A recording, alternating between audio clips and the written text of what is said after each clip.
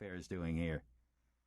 "You'll have to ask the Attorney General of the United States," Emmett said indifferently. "You a cop?" the deputy asked.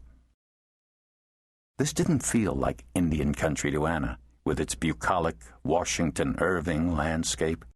She associated native lands with those of her childhood, with wind-swept emptiness, seas of sage or rocky wastes stretching off to the horizons. But here it was as in much of the rural West, surprise that natives had been entrusted with responsible law enforcement positions. "You a sworn peace officer?" the deputy pressed. "What do I look like?" Emmett asked, scowling. "A goddamn nun?" The whites of his eyes were inflamed by sleeplessness. He had told Anna he had been up all night investigating a drive-by shooting on the San Carlos Apache Reservation east of Phoenix when the AG's office in Washington asked him to proceed to New York State without delay. Obviously, the Oneida County deputy wasn't familiar with Emmett Parker's legendary fits of temper. She stepped in before things started badly here and asked, "Who made the discovery?" The deputy pointed across the stubble at a cluster of farm buildings set against the smoke-like fringe of winter woods. "The farmer." "He home right now?" "Suppose." Down the left branch of the road, a generator grumbled to life and floodlights broke the deepening gloom. Human figures flitted back and forth in the confluence of the beams, the cops first on the scene. The fact that the crime scene was no longer virginal might have had something to do with why Emmett paused to look up the right branch of the road. It ended at the farm buildings, and it was in this direction that he inclined his head for Anna to follow, away from the scene, for the time being. The only sounds she heard were those of the generator and their shoes scuffling over the iron-hard road. She glanced at Emmett. They were launching yet another far-flung investigation when their caseloads at home were already crushing. When certain things occurred in Indian country, which included parts of all 50 states, the U.S. Attorney General spun his Rolodex to their dog-eared card. It no longer felt like a compliment. The old farmhouse appeared not to have been painted in a generation. The roof was encrusted with moss. A mudroom led into the kitchen from which the only light spilled. Emmett started for the front of the place, but Anna guessed that the back was the winter entrance. She knocked on the storm door there. The response was prompt and suspicious. An old man in coveralls appeared from the kitchen and stood behind the grimy pane of door glass. His ear canals and nostrils bristled with hair. His pale blue eyes shifted from partner to partner, then fixed on Anna's. She noticed that his ruddy hands were balled up. Emmett had taught her that human intentions are more clearly telegraphed by the hands than the eyes, and so now she watched hands when she first met anyone, on or off the job. Hands were the true windows of the soul, especially violent souls. Raising her voice, Anna said, "Federal officers, we'd like to talk to you if you don't mind." That persuaded the old man to crack open the storm door, but only wide enough for conversation to be heard at normal volume. "I told everything to the deputies," he declared in a scratchy tenor.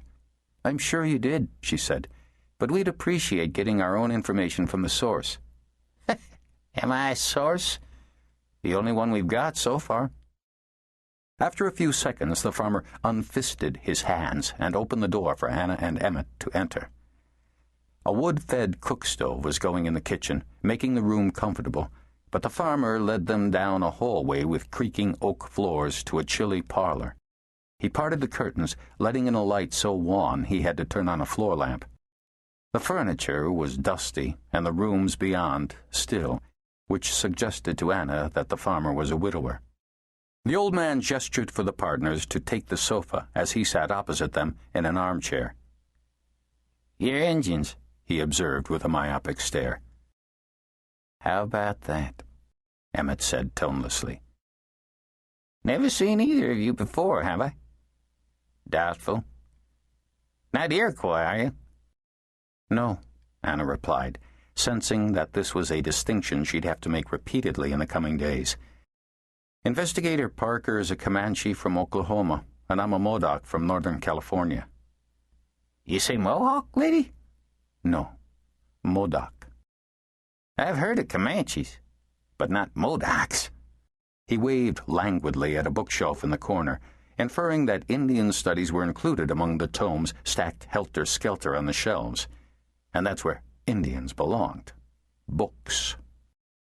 She felt no urge to explain the many differences between the Comanche and Modoc.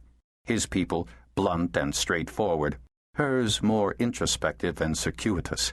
His tribal history one of speedy acculturation to white ways, especially commerce, hers one of resistance and isolation. All the interest here seemed to be in the Iroquois, and it didn't feel positive. "You two out of Albany?" the farmer asked. "No," Anna said.